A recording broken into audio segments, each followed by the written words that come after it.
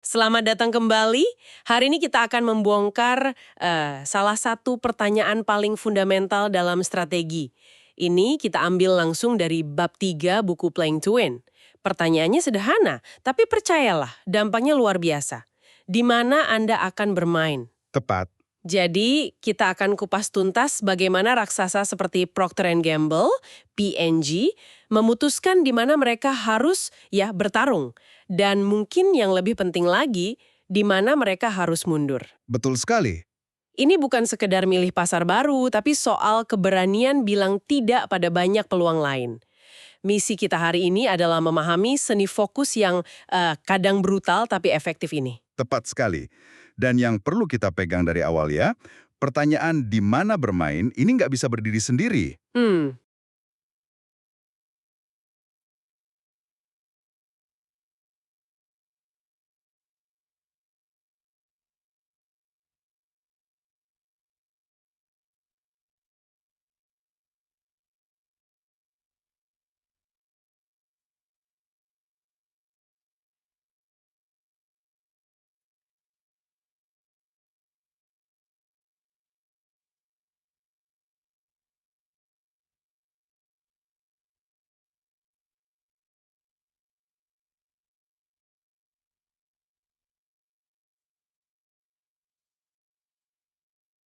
Ini satu sisi koin. Sisi lainnya itu bagaimana cara menang. Keduanya harus sinkron, harus saling menguatkan. Pilihan di mana Anda bermain, itu akan sangat menentukan cara Anda menang. Satu tarikan napas, gitu ya. Betul, satu tarikan napas. Oke, biar ini jadi lebih nyata, kita mulai dengan kisah sebuah merek yang saya yakin ada di dapur sebagian besar dari Anda sekarang. Tisu dapur Bounty. Di akhir tahun 90-an, merek legendaris ini justru sedang dalam krisis. Krisis serius. Oke, coba kita bongkar cerita Bounty ini. Di akhir 90-an, P&G itu kan lagi gencar-gencarnya ekspansi global. Betul. Mereka beri merek, beli pabrik di Eropa, Asia, Amerika Latin. Secara teori ini kan langkah yang bagus ya, go global. Kedengarannya seperti resep sukses di era itu, bukan? Tentu saja. Itu kan mantra bisnis tahun 90-an. Globalisasi itu jalan satu-satunya.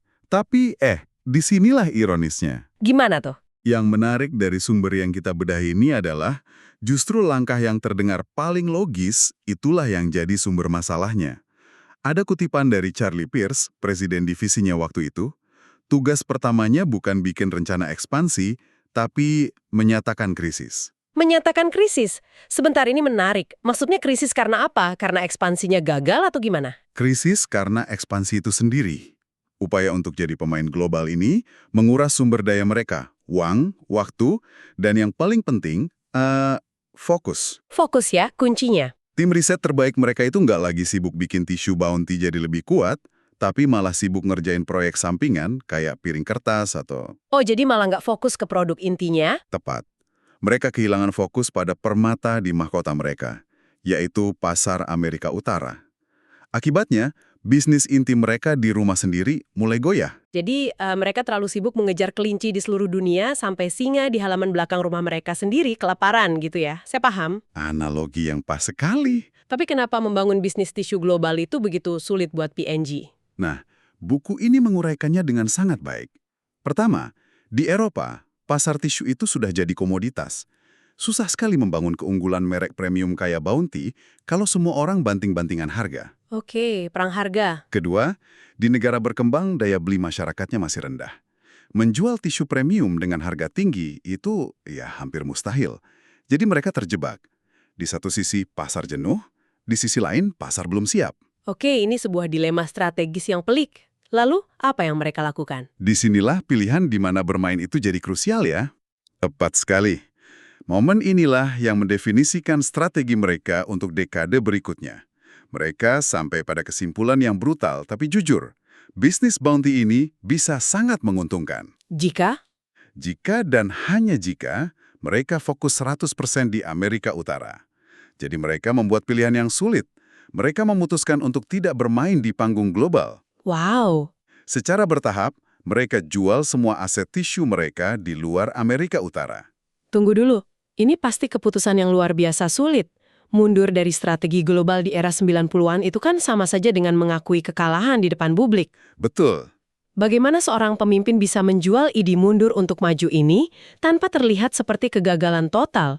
Ini pasti menyangkut ego korporat yang besar. Anda menyentuh inti masalahnya. Ini bukan cuma keputusan analitis, tapi juga keputusan kepemimpinan yang berani. Butuh keberanian untuk bilang, strategi yang kita kejar bertahun-tahun ini ternyata keliru. Ini pelajaran penting bahwa kemenangan kadang bukan datang dari menaklukkan wilayah baru. Tapi Dari keberanian untuk mempertahankan dan mendominasi benteng terkuat Anda. Memperkecil arena permainan Anda bisa menjadi langkah paling ofensif yang bisa Anda ambil. wow, oke, jadi mereka memangkas dunia menjadi hanya Amerika Utara, langkah berani. Tapi setelah itu apa? Mereka nggak bisa cuma duduk diam kan? Tentu tidak. Dan disinilah ceritanya jadi sangat cerdas. Setelah memutuskan di mana bermain di level makro, yaitu Amerika Utara, mereka tanya lagi, di mana kita akan bermain di dalam Amerika Utara. Oh, digali lebih dalam lagi? Betul, mereka sadar bahwa konsumen tisu itu bukan satu kelompok yang sama. Ini yang saya nggak ngerti. Mereka kan sudah punya satu merek bounty yang sangat sukses. Kenapa harus repot-repot memecah pasar lagi? Bukankah itu berisiko bikin konsumen bingung? Dan mengkandibalisasi penjualan sendiri? Pertanyaan yang sangat valid, dan itu ketakutan terbesar dalam manajemen merek. Tapi tim Bounty menemukan sesuatu yang mengubah permainan. Mereka nemu ada 3 segmen atau 3 arena bermain yang beda banget. Oke, apa saja itu? Pertama, ada pencari daya serap. Ini basis konsumen loyal Bounty. Mereka rela bayar lebih untuk tisu yang bisa menyerap tumpahan kopi dengan 1 lembar saja. Performa adalah segalanya. Oke, itu segmen klasik mereka lah ya. Lalu? Kedua, ada pencari kelembutan. Segmen ini anehnya nggak terlalu peduli daya serap. Mereka mau tisu yang terasa lembut di kulit, hampir kayak kain. Oh, untuk lap muka anak gitu ya? Tepat. Dan yang ketiga, ini yang paling menarik, adalah pencari kekuatan dan harga. Konsumen ini cerdas secara ekonomi. Mereka nggak mau bayar mahal untuk 1 lembar tisu super. Mereka punya apa yang disebut buku ini perilaku kompensasi. Perilaku kompensasi. Tolong jelaskan istilah itu. Tentu, perilaku kompensasi ini seperti saat kita beli kopi instan yang lebih murah. Tapi akhirnya kita pakai 2 sendok bukan 1, biar rasanya sama kuatnya. Oh, oke. Kita merasa hemat pas beli, tapi pemakaiannya lebih boros. Nah, konsumen tisu di segmen ini juga gitu. Mereka lebih suka beli tisu murah dan pakai 3 atau 4 lembar sekaligus daripada pakai 1 lembar Bounty yang mahal. Ah, saya mengerti sekarang. Jadi P&G sadar, dengan satu produk, mereka sebenarnya cuma melayani 1 dari 3 kelompok ini secara optimal. Pilihan. Dari satu merek Bounty, muncullah 3 produk. Bounty klasik, terus jadi raja buat pencari daya serap. Oke. Lalu mereka luncurkan Bounty Extra Soft untuk merebut hati pencari kelembutan. Dan untuk melawan merek murah, mereka ciptakan Bounty Basic. Tapi bukankah risiko kanibalisasi itu nyata?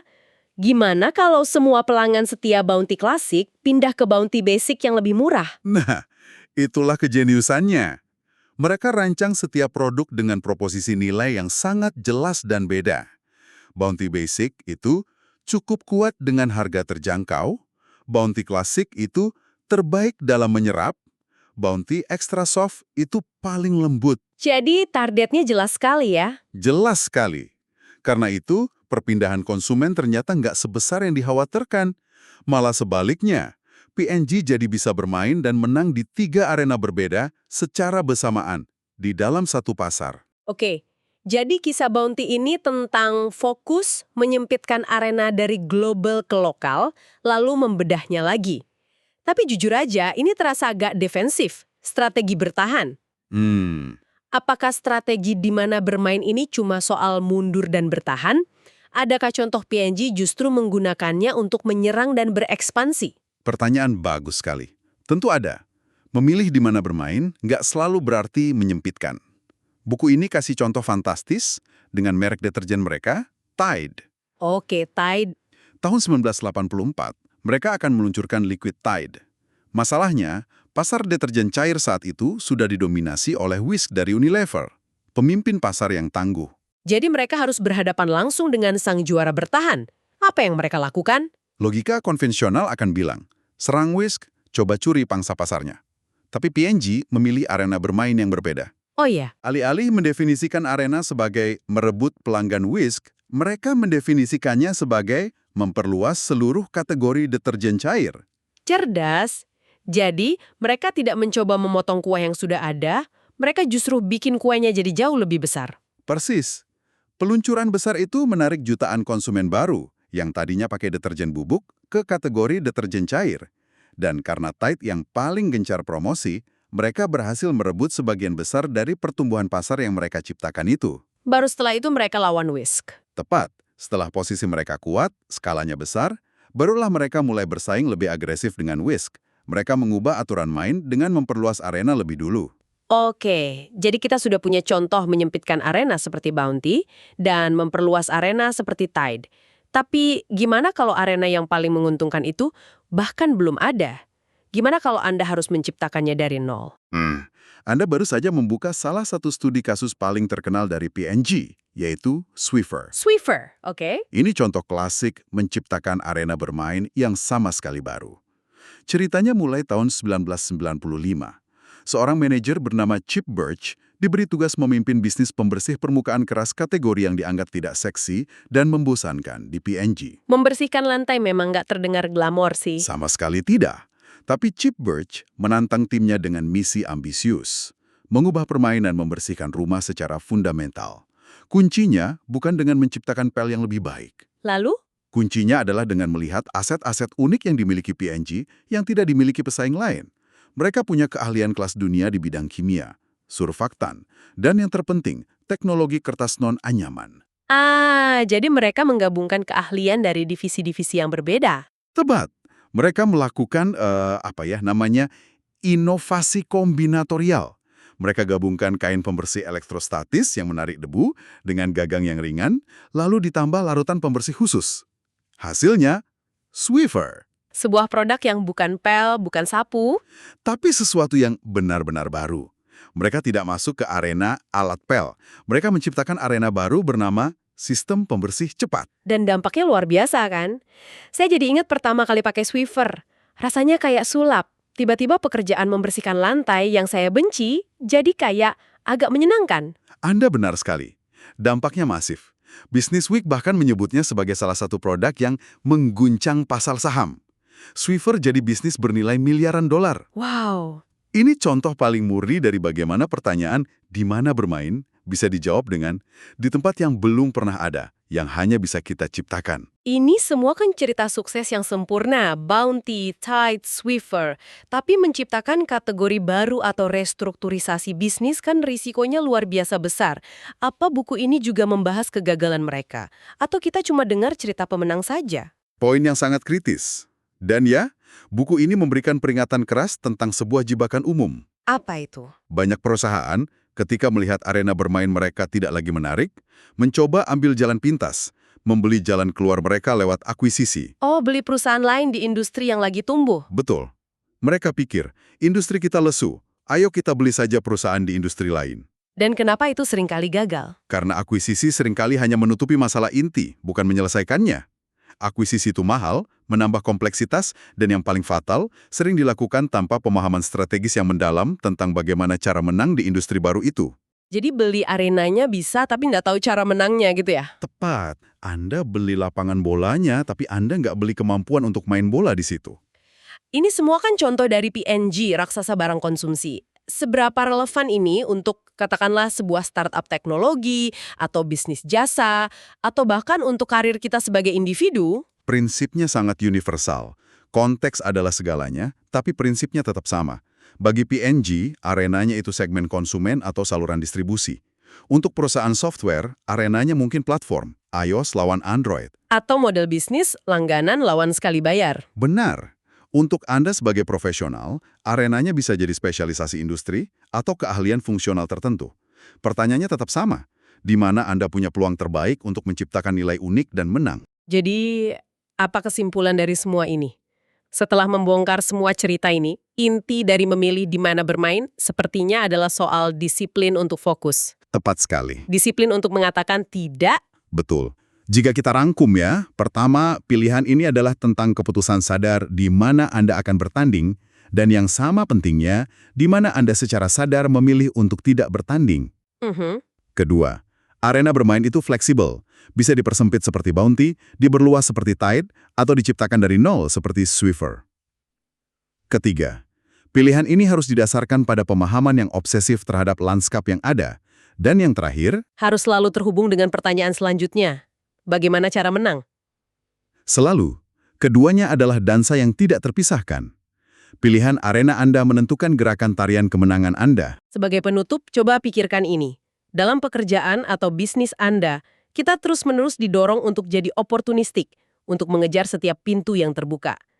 Tapi setelah pembahasan kita hari ini, mungkin pertanyaan yang lebih kuat bukanlah peluang mana yang harus kita kejar, melainkan peluang mana yang harus kita abaikan dengan sengaja. Mungkin keputusan sadar untuk tidak bermain di 9 area adalah satu-satunya cara untuk memastikan Anda benar-benar menang telak di area ke-10 yang paling berarti.